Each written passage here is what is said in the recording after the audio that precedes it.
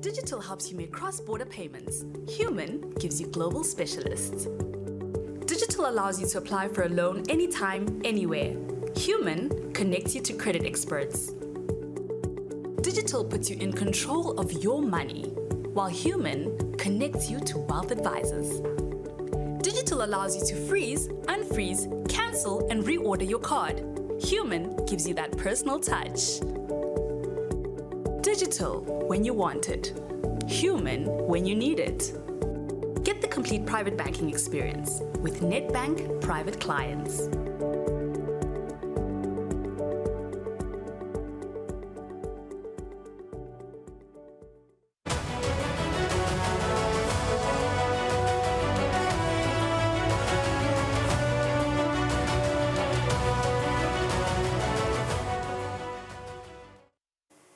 Five minutes after 2, we have our agenda ready for the show. But before we get into all of that, our business news first. Over 1 billion emalangeni in the country. This was revealed by Ambassador Jeremy Liang during the Eswatini-Taiwan Business Seminar at Happy Valley, Eswatini. A delegation of Taiwanese business leaders is currently in the country to explore areas of investment. Africa is an important emerging market. Taiwanese businesses have already established 21 companies in Eswatini, operating in sectors such as textile and garments, cotton manufacturing and plastics, etc. Their total investment has already exceeded $100 million and has created approximately 13,000 jobs.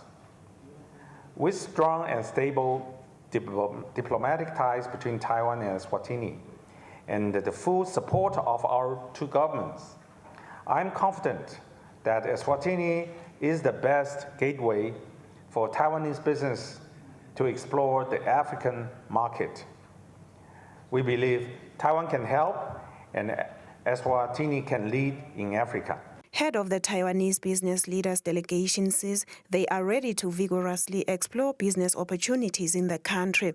Through this visit, we hope to gain a better understanding of Eswatini investment environment and the advantage of the investing in the kingdom amid the current global geopolitical landscape, and learn more about the incentives offered to foreign investors. Taiwanese companies are widely present around the world, and Eswatini is Taiwan's most important diplomatic ally in Africa.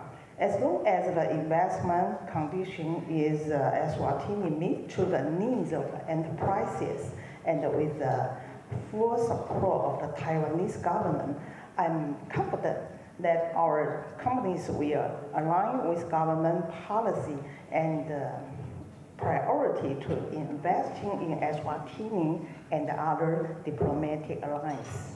The Director General of the Ministry of Foreign Affairs at the Republic of China on Taiwan promises that they will continue to support Eswatini in projects of economic development. We're looking forward to discuss issues with related authority of your officials for encouraging our investment lending easily and facilitating the prosperity of Kingdom of Eswatini.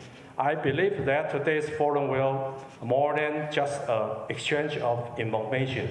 It will be a key starting point for deepening mutual understanding and launching concrete collaborations. Let us seize this valuable opportunity to jointly lay a solid foundation for closer economic and trade relationship between Taiwan and Eswatini. I wish my 30 years of experience for business attraction and 20 years experience for industrial park development can help the investment in Eswatini. We are ready and eager to engage in dialogue with all of you and to work hand in hand towards a future of shared prosperities. Eswatini and Taiwan relations span over 50 years, and Taiwan has invested in different projects in the country, including electricity, funding businesses, textile, as well as the recent Taiwanese Industrial Park, which will come with over 10,000 employment opportunities. For Nedbank Business Watch, Nelswen Langamandla, Derek Msibi, and Sikhumbuzo Mavimbela, Ezulwini. Well, the Minister of Commerce, Industry and Trade, Honorable Mangoba Khumalo, has assured the Taiwan business delegation that Eswatini remains a favorable destination for investment. He emphasized that government is committed to strengthening legislation and policy frameworks to boost investor confidence as well as promote a stable business environment. Let's take a listen at the Honorable Minister. We are really persuaded that this is the right time, this is the opportune moment for Taiwanese companies to set up in Eswatini for a number of reasons. His Excellency the Ambassador already mentioned that we are enjoying a preferential and favorable tariff regime with the U.S. So for those companies seeking to export their goods and their services to the U.S., Eswatini is the right place if you want to set up in the region. We are also happy to report that we have already identified space for this industrial park to be set up in a place called Epogweni in Matsapa. And yesterday the delegation went there, led by His Excellency the Ambassador, led by the leader of the delegation, Madam Liao, as well as the Director General, to look at this particular industrial site, which will be developed and will be designated and dedicated to Taiwanese business people. This is the first of its kind, but I don't believe it's the last of its kind. When we say Eswatini is ready for business, when we say Eswatini is an export-led economy, what we mean is that we run with speed, we run with urgency. That is why His Majesty has made this clarion call for where as our driving theme as the government of Eswatini. And that's all the business news we had for now. We'll catch a break, and when we come back, Sifiso coming through with the discussion with our in-house economist, Sanele Sibia.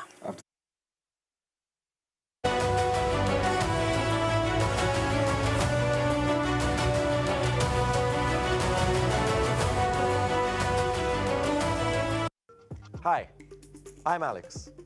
Let's talk about banks. Specifically, central banks. Believe it or not, they're really important to our everyday lives. Central banks manage the flow of money in a country's economy, so things don't go haywire. They're typically part of the government, although they should operate independently. The specific roles of central banks vary from country to country, but they usually have a few key responsibilities. Mainly, they're in charge of monetary policy to keep prices stable. One way they do this is through what's called the interest rate, which is the cost of borrowing money.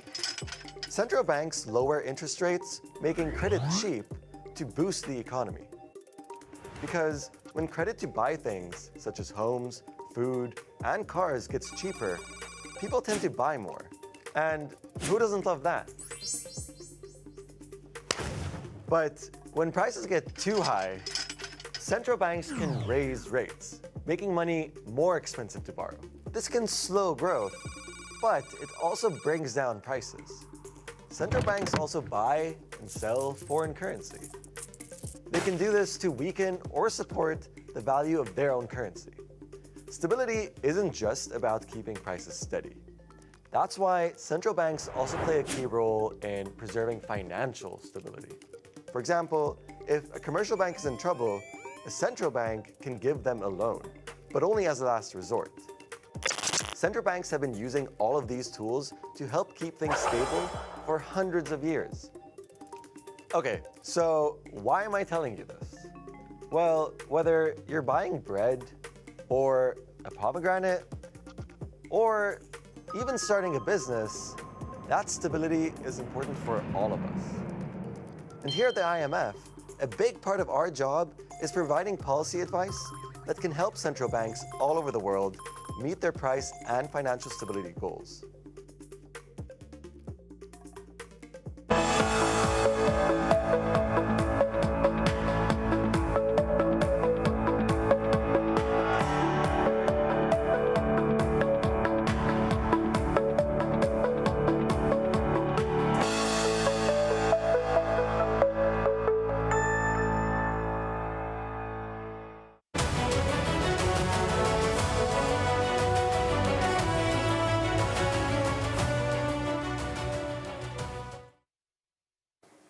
Welcome back. This is Nedbank Business Watch. A delegation of Taiwanese business leaders is currently in the Kingdom of Eswatini, and they are here to explore business opportunities, building on a relationship that has spanned over 50 years.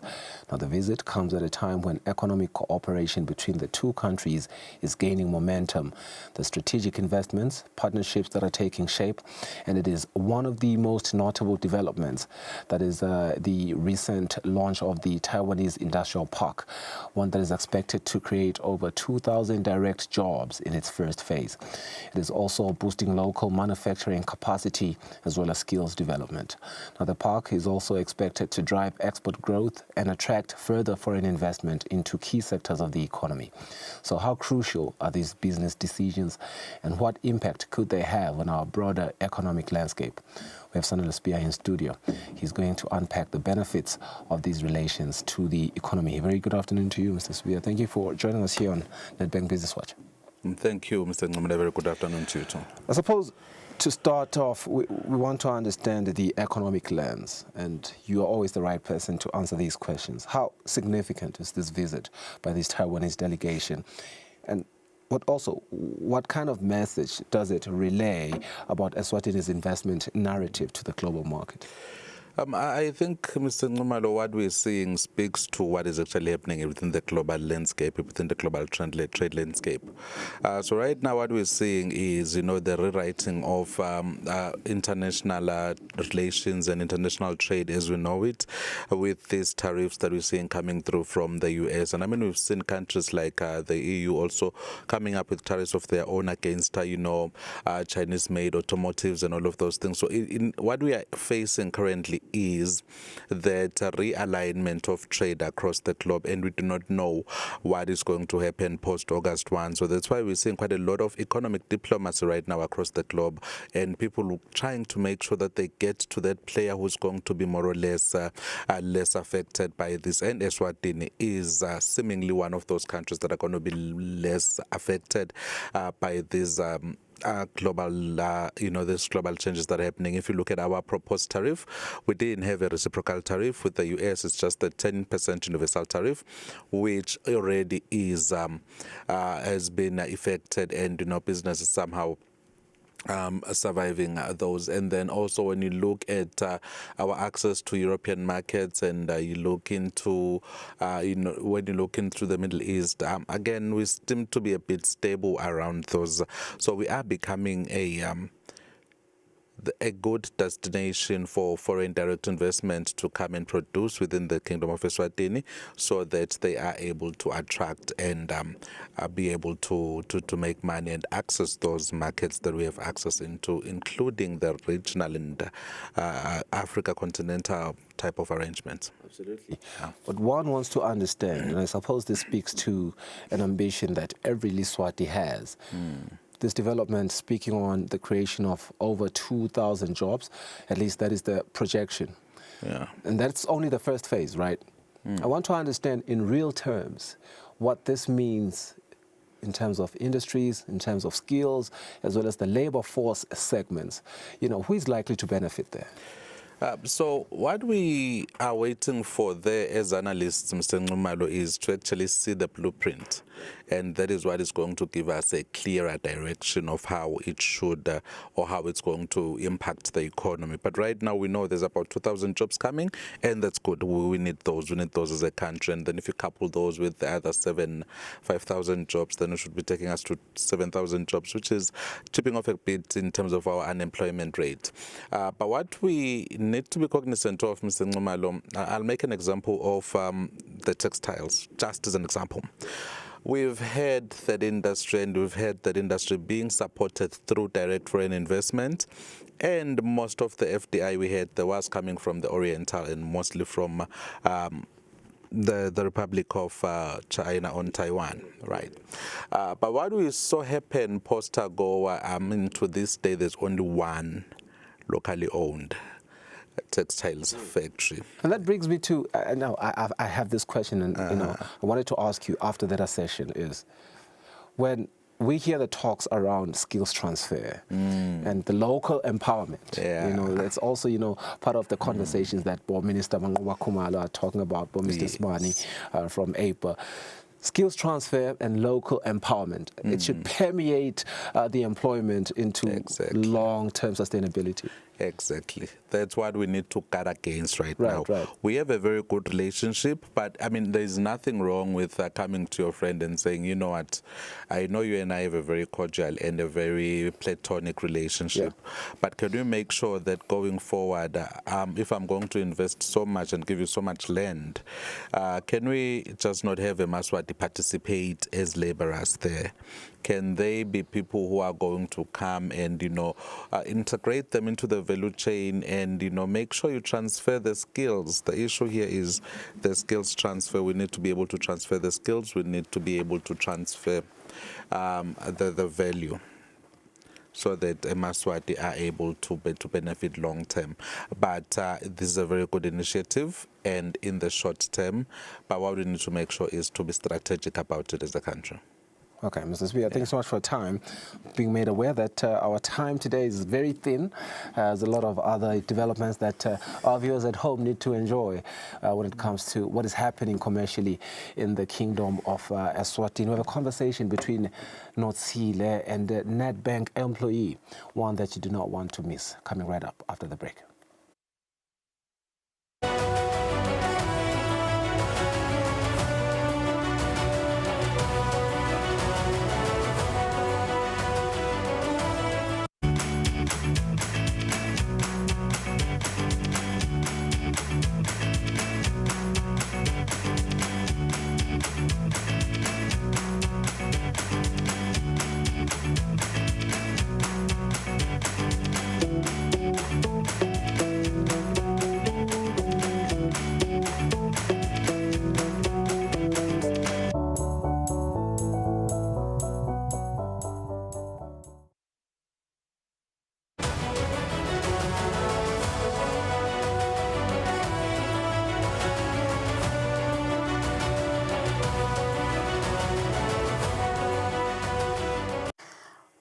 Welcome back to the program. Now, as the world goes digital, so should banking practices. In today's discussion with Nedbank, I'm joined by CP Pila Ngwenya, the electronic banking specialist at Nedbank. Very good afternoon to you, and thank you so much for honoring us with your time today. A very good afternoon to you too, and a very good afternoon to the viewers at home. Thank you for having me this afternoon. Right, well, let's begin. Give us the simple definition of digital banking. What are we talking about? So, digital banking tends to talk about using the digital space, meaning using technology, being able to do transactions. When we come to talk of banking, being able to do transactions at the comfort of your own space. Yeah. So using the technological instruments that you may have, it may be your phone, it may be your desktop, your laptop, to perform transactions online rather than having to go to the bank to do certain transactions. Right. What are the advantages of digital banking? Convenience. It's very convenient. You can be able to do digital banking at your own home, at your own time. place, and anywhere. It's a 24/7 banking platform that is available for you, meaning anytime you can just wake up and do it. It's cost efficient in terms of that you're able to download your bank statements for free.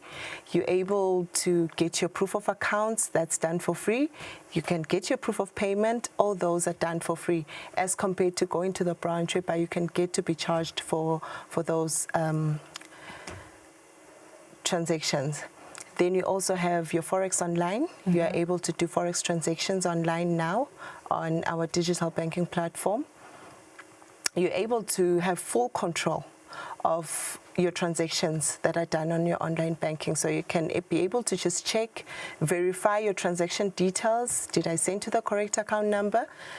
At your own comfort at home, rather than having to request the bank to assist you in tracing those. Right. There's two sides to every coin. In the same way we can enjoy digital banking from the comfort of our homes, you know, within everything's almost within a tap or a swipe away. What are the risks associated with digital banking, especially now we've got hackers, you know? Exactly, if I were to fully want to take advantage of these platforms, exactly what are the dangers also? The dangers would be whereby you find that your personal information, you do not keep your personal information at a right place, meaning it's not confidential. You show people your online banking credentials. So in that way, it's a risk because people can be able to go through your phone, navigate your phone and all that. So with the digital banking, we also need to keep it in mind that you need to ensure that your credentials are kept safe and there's no risk of it being accessed by another person. And making sure, for example, you may find that maybe you are using another device, you've changed that device, you're using another one, just to ensure that you disable that app if ever you're on the app, to ensure that no one will have access to your online. Okay, one of the advantages could be that I have full control of my banking activities. Be that as it may, I'm signing up online, I am, sharing my personal data with whoever I'm contacting online, interacting with this device. Exactly, then how do I safeguard this information? How do I ensure, is there assurance that it doesn't get to a third-party person? When you're logging in onto our digital banking sites, it's totally secured. There's no way that someone can go into the digital banking. So the only way is if I am the one who can, if there could be a leakage to my credentials in terms of me giving a third party or me putting them in such a way that someone else can be able to see my credentials. Yes. So you're saying it's safe? It's a secured. It's a secured. All right. Yes, as I can mention, when you're logging in onto our online banking, it's secured at netbank.co.za. Even if you're going onto our corporate online, it's business.secured at netbank.co.za, just to ensure that it's a secure place that you can go into. Right, information security. What digital banking platforms does NetBank have for clients? Okay, for the personal banking, we do have the Money app, Money app Africa. That's our app that you are able to download on your phones. We do have the personal online banking. We do have our cell phone banking, that's our string search, and we do have the ATM intelligent depositors, whereby you are able to go and deposit cash outside the branches or the other sites where we have those ATTs. Is that for individuals or for businesses? For both. Okay. Then for business, we've got the corporate online banking, and you also have the ATM intelligent depositors. Okay, now technology, not everyone is well versed when it comes to, using apps. Has this been simplified? I mean, do you have features such as being able to change a language or make it a bit more interactive, just for the simple person, for the general person to actually understand, oh, this can actually be quite an easy app to use? Actually, our app is very user-friendly. When you just log in, the steps that you follow, they actually guide you from the start up to the end on how to use them. It's not a complicated one. It guides you that this is where you go for your payments, this is where you go for if you want to transact, for your prepaids. It's actually a very user-friendly app. Right, let's get into the Nedbank Money Africa app. How do I download the app? You can download the app for the Android users. They can download it on Play Store. For those that use the Apple phones, they can go onto iStore to download the app. Okay. Yes, so they download the Nedbank Money Africa app. All right. Do I need to be a Nedbank client, or I can just simply use the app just for wanting to, excuse me, perhaps to make transactions to any Nedbank account holders? Okay, so anyone can download the app. Anyone? Anyone can download the app. Even if I don't bank with Nedbank? However, you need to have... you need to be a Nedbank client. Okay. Yes. So if you're not a Nedbank client, there is an option of going into the app and stating that you're not a client. So there's an option of become a client. So a notification is sent to our call center agents, whereby they'll be able to contact you and talk to you about how to become, and thereafter they'll ensure that you have a conversation with the consultants by the branch to assist you in maybe opening up a bank account. Okay. Yes, so anyone can download the app. However, you then need to become a Nedbank client thereafter. Right. Now, in that process, suppose I do get someone calling me and saying I'm from Nedbank. How do I know that this person is actually from Nedbank and they're really trying to help me, gain access to the app or being able to navigate it? Okay. So what we normally do is that you have an option of either calling or forwarding your documents to the help desk email. So thereby we then send those to the bankers that can assist. With the calling, how they can ensure is that we normally use the Nedbank call center line, which is 3278 1999. That's the number that should call you to assist you with connecting you to the banker that can assist you with opening up the account. What's the help desk email, and what's the turnaround time? Should I be able to send an email? Should I be able to send an email? When can I expect a response? The help desk email is helpdesk@nedbank.co.za. So the response, you can get it on that very same day when you have sent the request. Then we'll forward it to the bankers to then assist you on opening up their account. Right. Apart from logging in using my profile number, password, is there any other way that I can log into the Money app? What if I've forgotten the password or I just lost my phone? Yes, there is a new feature on our app whereby you go and you use your card number and your ATM PIN to request for those credentials. Then we will require either your identity number, or your passport number to validate that you are the client. Then we forward your credentials to you, then you're able to log on. Okay. Yes. Is there an authentication verification process there? The authentication is your ID. Okay. Yes, and that it will report to your cell phone number, because we have your cell phone number recorded on the system. Okay. Yes.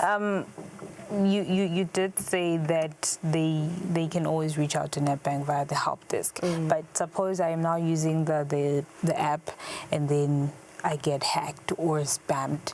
Where do we report cases as such? Or I fear that perhaps someone is already, tampering with my credentials. Okay, you can go onto the app and go into that transaction. There is an option of reporting fraud. So once you click on that report fraud option, then automatically the notification comes through our help desk team, and then they do the follow-ups onto how to assist you there. What else you can do is that maybe you've lost your card. You can be able to also freeze that card on your app. Yes, or you can either cancel the card altogether on the app. That will allow the person who maybe was attempting to do the fraudulent activities not to be able to continue with those. Right. Yes. Aside from freezing the account, what if I do come through and I freeze it?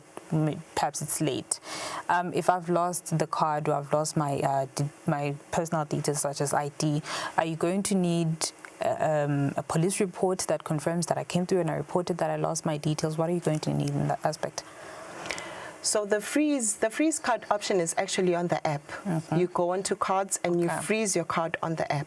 So that you need not go to the branch, because by the time you get there, probably the hacker would have done much damage or maybe have withdrawn the funds. So you can just go into the app, freeze the card, so that the next person cannot be able to access it. All right. Yes, but when you go to the branch, we do not even need a police report. Okay. You can just go there and request for closure just walk of that in. I card. don't need to make an appointment. Yes. All right. Okay, we're going to wrap it up. I'm going to ask that you kindly remind us of the contact details. Where do we reach out? Should we seek assistance with regards to the app? Okay, they can call our help desk line, that is 3278 1999, or they can send an email to our help desk email, that's helpdesk@nedbank.co.za. Right. Then they'll get assistance. Pila, rather. Yes. Sorry. Thank you very much for your time. That was Pila Ngwenya, the electronic banking specialist at Nedbank, just filling us in on Nedbank digital banking products. That's all for now. When we come back, stay tuned for more on Nedbank Business Watch.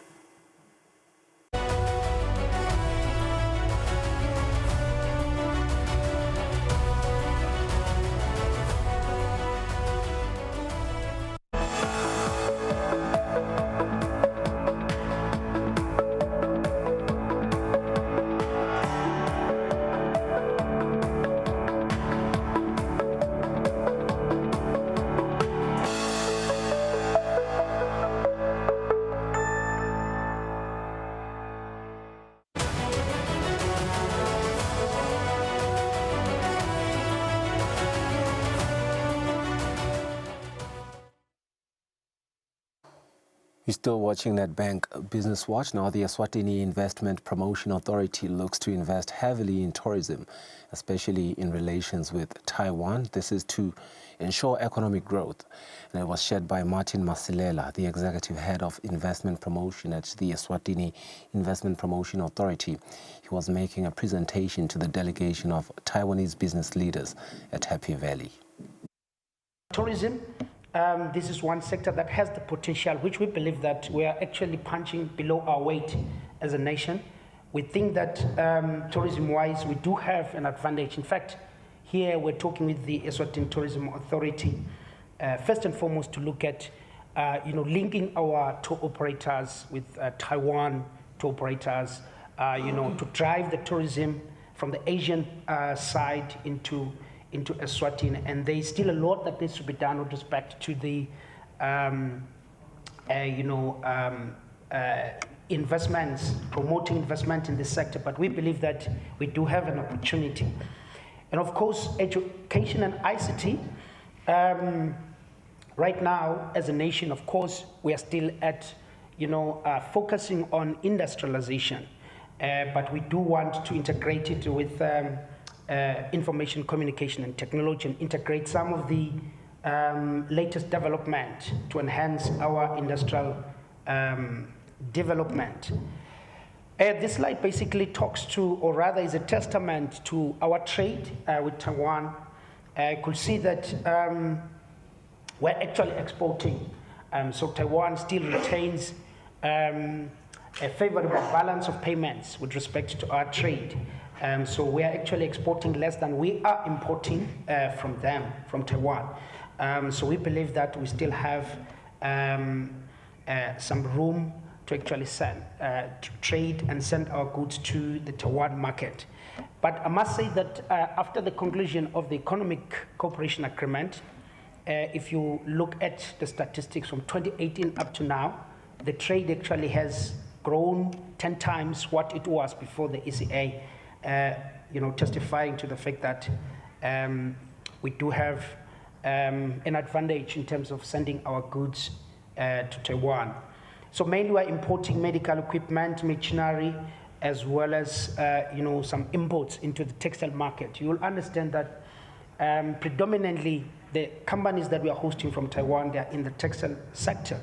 And we've seen those companies diversifying into other sectors, which is very good for us. We are also exporting beverages, spirits, ethanol, and the like to the Taiwan market. We believe that we still have room to actually send more products into the Taiwan market. And not just the Taiwan market, but the greater ASEAN group of economies. Currently, we've got a number of companies that are actually exporting under AGOA. I think His Excellency has alluded to the fact that we are one of the countries that are still remaining at the base tariff in terms of trade with the US, while other countries we've seen that effective Friday, they will be receiving increased tariff in terms of trade with the US. So we are remaining at the base tariff, which gives us a very good competitive advantage to trade with the US under AGOA. I was requested by the embassy to actually include this slide, which basically talks to the connection of utilities in the country.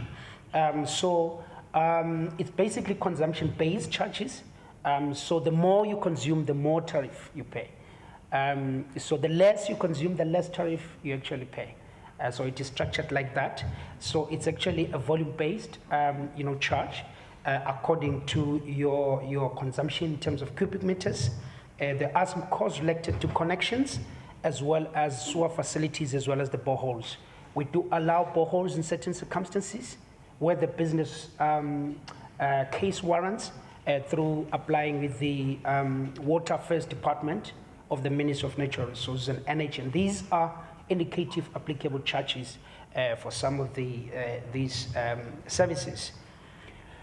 As a country, we do have a list of incentives that we offer to investors, which includes your corporate tax. So we've identified a number of sectors that we think that they can actually drive our industrial development, which include your manufacturing and value addition, your mining and tourism, projects that have to do with sustainable development, your climate smart projects and renewable energy, as well as those that are creating scientific knowledge. We believe that these are sectors that can be granted a 10% tax concession for a period of 10 years. So this one comes with a waiver on the withholding tax on dividends, which means that once you get it, automatically, when you pay dividends to non-resident shareholders, they will actually get the exemption of dividends once you get it. Other than that, we do have a number of allowances, such as the 30% initial allowance for the first year of operation, and this is only applicable to new equipment, not used equipment. So I need to emphasize that. So you only get these allowances when you are importing new equipment, not used equipment or second-hand equipment, as you call it. Generally, just like other countries, we do offer accelerated depreciation, which helps you in terms of tax and asset savings on machinery. And there are rebates that you actually get when you export outside SACU. Well, the Central Bank of Eswatini also had the opportunity to present to the delegation on how they are ensuring that Eswatini is business ready. Let's listen to Dr. Melvin Como, the Director of Financial Markets, as he makes his presentation. If you look at our country, we actually are a very small country, which is actually very open, and we trade a lot. South Africa is actually the biggest economy in Africa. It also has the most developed capital markets that you can find, not only in Africa, but also globally. So our participation in the Common Monetary Area has got incentives for entities which are based in Eswatini, mainly because there's free capital flows between Eswatini and South Africa. But in addition to that, you can also access the South African capital markets whilst you are sitting here. They are very deep, they are liquid. If you want to manage your risk, would it be foreign exchange or interest rate risk, you have access to those markets. Of course, I think through the local banks as well. So the other significant benefit of pegging our currency to the South African rand is that this also helps us to import credible monetary policy from the anchor economy, such that if you look at the monetary policy regime in South Africa, it is an inflation targeting regime, which means that over time, the central bank wants to make sure that inflation is actually quite low. Through our PEP, we are able to also import stable inflation from South Africa. If you look at the average inflation rate last year, it was actually 4%, which is actually quite low and reasonable for a small developing country. And then in addition to that, I think I've spoken about the free capital flows. When you look at exchange controls per se, the strategic objective in Eswatini, also in line with what is happening in the CMA, is actually to move away from control into what we call now surveillance, which means that the objective is actually not to make sure that we stifle business by making it difficult for people to move capital in and out of the country, but mainly to support. So our role as a central bank is mainly monitoring and also collecting market intelligence to actually see that where are the flows going to, what are the demands for foreign exchange, and then how can we actually make sure that we help business to meet their foreign currency objectives. If you look at the regime in general, maybe breaking them into two, of which the first one is your current account, and then the second one will be your capital account flows. Current account flows are actually largely liberalized in the sense that there are not much restriction if you want to move capital in and out of the country, mainly to finance goods and services, remittances. There is very little bureaucracy when it comes to that, mainly because the central bank has actually delegated that to the banks, which you call authorized dealers. And in this instance, you don't even have to come to the central bank. You simply speak to your bank. They are going to help you with your foreign currency requirements. There are some restrictions, however, when you look at your capital account flows, especially if you want to invest outside the country. Although, as I indicated, the stance is actually not to stifle or maybe to say no, but also to understand and also to make sure that we've got enough foreign exchange reserves to meet all our external capital flows. And then if you look at the processes, probably the Bankers Association will talk more about this, but the central bank has actually taken a step which is a little bit, most of the administrative activities have been delegated to the banks who are called authorized dealers, just to make sure that there is a seamless process within which entities can operate. If you look at your dividends and your profits, you can actually fully repatriate that without any limitations. And what the central bank would do is, obviously, we would have to report so that we can be able to collect the data and the statistics. Next slide. I think as I conclude,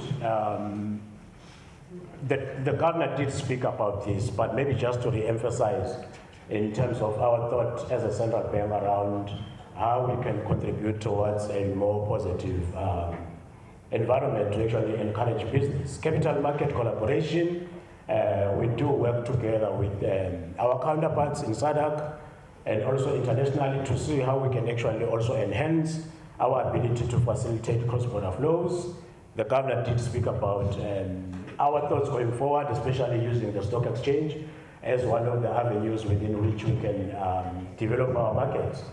And then gradually, there is a move towards relaxation of exchange controls. The main objective here is to contribute towards the ease of doing business. And then as a member of SADC and SACO and the Common Monetary Area, there is currency mobility, there is actually easy access to foreign exchange if we are operating in Eswatini. All right, that marks the end of our Enterprise Watch and discussion segments there. We go for a net break now. When we return, we have our market analysis with Nonsiles Tole.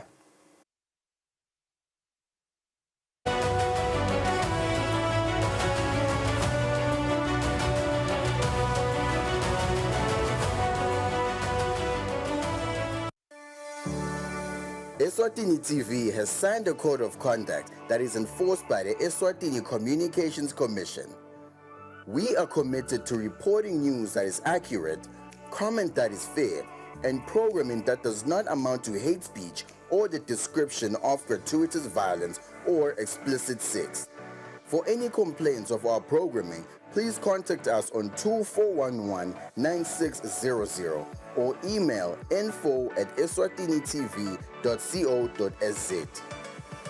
You can also contact the Eswatini Communications Commission on 2406-7000 or write a letter to ECCOM on PO Box 7811 Mbabane.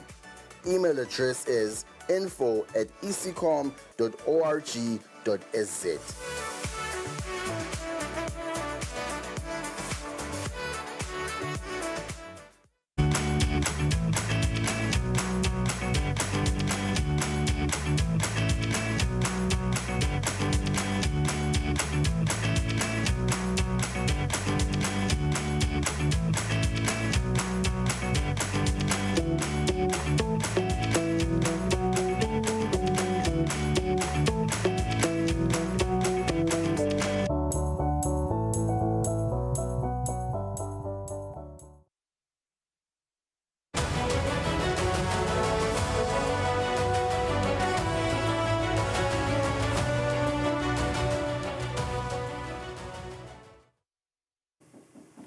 Welcome back. This is Business Watch brought to you by Nedbank. In the studio, we have Nedbank's Treasury dealer, Sandiswa Dlamini, to help us decode the latest market trends and risks. Good afternoon, Sandisa, and welcome to the program.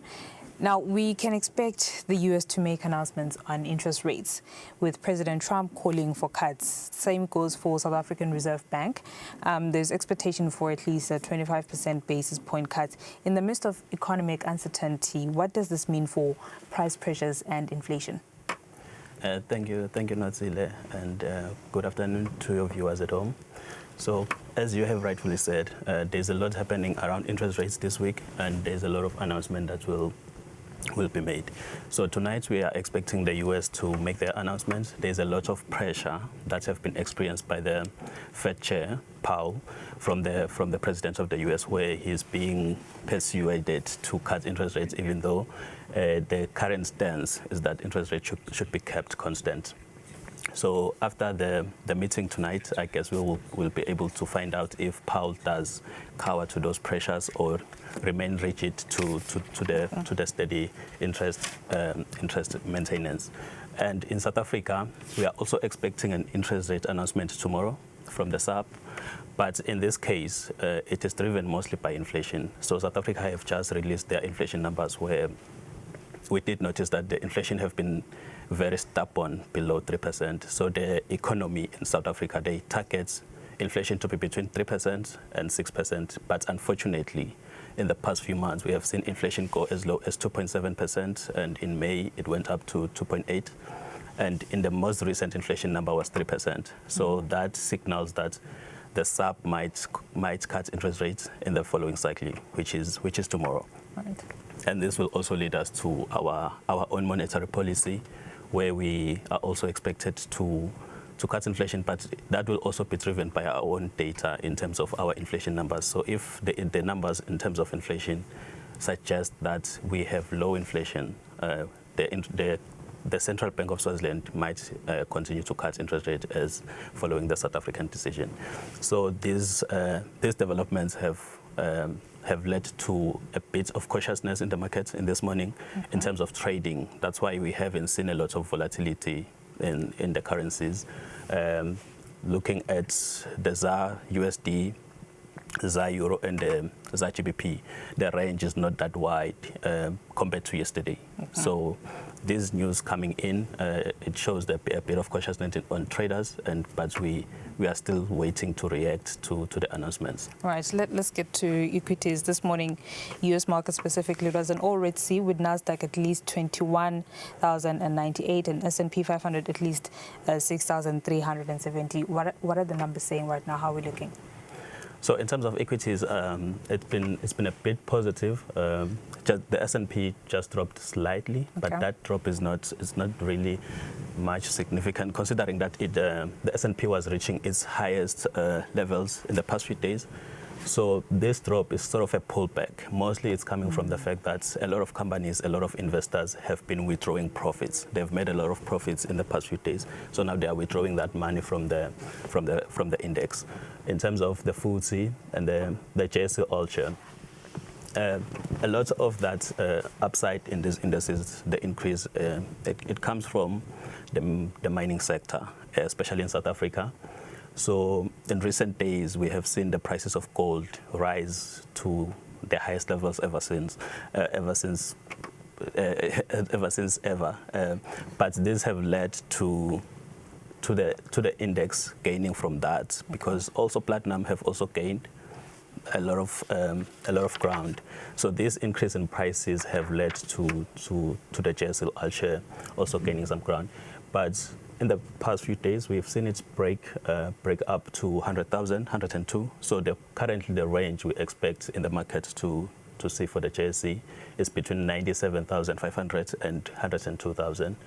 And the FTSE, on the other hand, is also gained some ground because there were announcements, earnings announcement from AstraZeneca. There were also announcements from Apple, Alphabet, and Tesla. So these were positive news for the FTSE index, which gained a lot of ground because of those announcements and a lot of those earnings.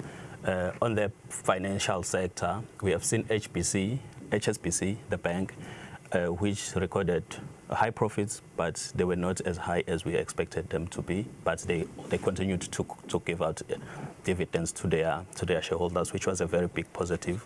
And Barclays also did very well. All right. Let's get into commodities. We had this morning, world was green, looking good. We had the gold trading at 3,329 US dollars. And then we had the Brent crude oil trading at least $72.57 per barrel. How are we looking now? Thank you for that question. Unfortunately, the volatility in terms of crude have been very high because of the tensions in the Middle East. But with the recent announcements of deals made between Israel and Hamas, or Israel and the other countries like Lebanon, that have calmed the markets down a bit. But it's still traded cautiously because at any day we know that we can get announcement of something going array in that aspect. But the prices of gold have also dropped slightly, but this drop has not been a big significant. As you can see, it's 0.01. This is because as interest rates are expected to drop, so investors are now expected to move away from interest-bearing instruments like fixed income to move and invest in gold. So the prices of gold actually might start to increase again, especially if the US cut interest rates or keep them steady. And from the South African market, the sentiment is that interest rates are definitely going to be cut, but I think we will be able to see much of a response from the gold price after the announcements. So at the moment, we know that gold will increase if there is a dovish positioning of the central banks. And another thing is that if we see again tensions arising from the Middle East, gold always stand as a safe haven. When there's a lot of uncertainty in the markets, people tend to like to hold gold instead of any other market instrument. So the price of gold will be steady for now, but after the announcement, we expect to see reactions. And crude, there's also an aspect of crude whereby we expect numbers from the US to be announced in terms of their inventories, where they have reserves for oil that, if needed, they can increase the supply or decrease the supply of oil in the market, which then affect the price. So if the prices, they seem to be high, the US can be able to increase the supply and make those prices cool off or increase them if necessary. But unfortunately, in this market, we we expect the pressure to be for the prices to go down. Okay, let's get into currencies. How is the rand or Lilangeni looking against some of the world's strongest currencies, such as the pound or the euro or the dollar? Thank you for that question. Unfortunately, or fortunately again, we're still trading very cautiously in terms of currencies. We are at 17.85. Late yesterday, we reached levels of 17.99. So we almost broke into the 18th level. And the euro is at 20.6219, and the GBP is at 23.8631. So in this aspect, the trading limits, we're expecting the range to be between 18 and 17.75. And this is at the back of being cautious of the announcements. We expect to see a reaction in terms of currencies after the announcements. But currently, what the market is pricing in is the interest rate cuts in SA, and interest rates are expected to remain the same in the US. But another aspect of this is that tomorrow we are expecting the tariffs to start, especially in the South African economy, whereby we have seen a 30% tariff being posed by the US government. But fortunately for the economy in South Africa, the 30% tariff only affects 8% of their exports. Mm-hmm. So as much as this is a very big tariff for the country, they are still cushioned by a lot of other exports that are not affected by the US tariff. But what we are currently looking at is that the negotiators from the South African perspective to negotiate down that tariff, of which in the current state there hasn't been much movement. So the market sentiment is that they haven't gained anything from the negotiations, or there haven't been any traction from the US side.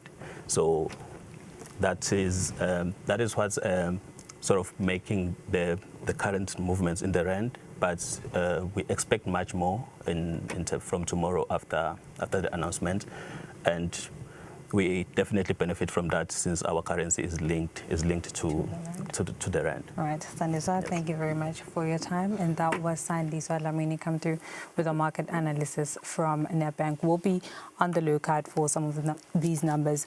Otherwise, that's all. That brings us to the end of our show for today. Until the next edition, thank you so much. Stay tuned. Make better money choices. Choose a bank that takes your money seriously.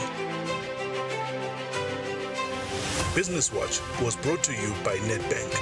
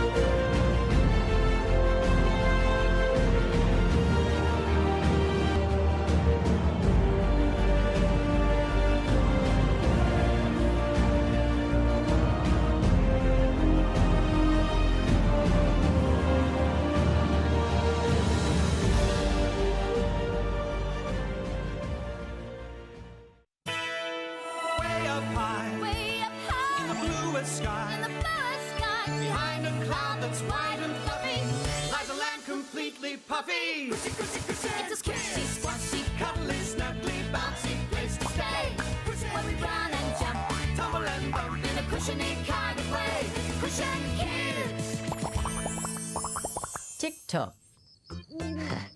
All the Cushion Kids have been sleeping in lately, so Cosmo's been inventing something to help. And see, it'll wake up Grumpy and Polly and